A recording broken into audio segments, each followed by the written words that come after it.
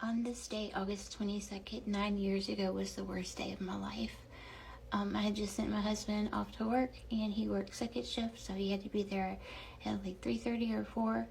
And I was sitting on the couch, and I saw 4 police cars pull up into my yard.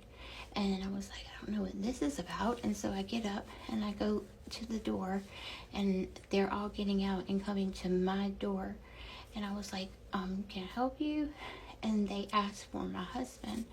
And I was like, for what purpose?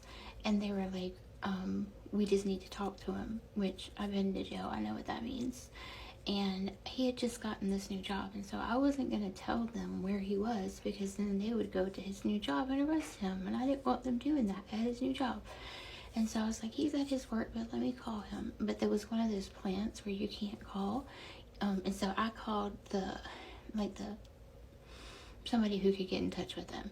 And I was like, listen, he needs to come home because there's some police officers here.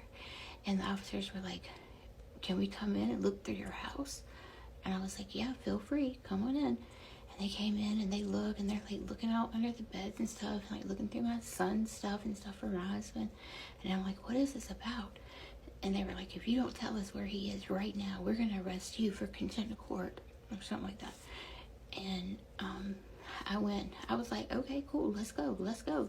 And I went in the house and I put on a white t-shirt and a bra that didn't have an underwire, strapped on 2 pairs of underwear and 2 pairs of socks. And I was like, let's go, I'll go to jail. I've been before, I ain't scared.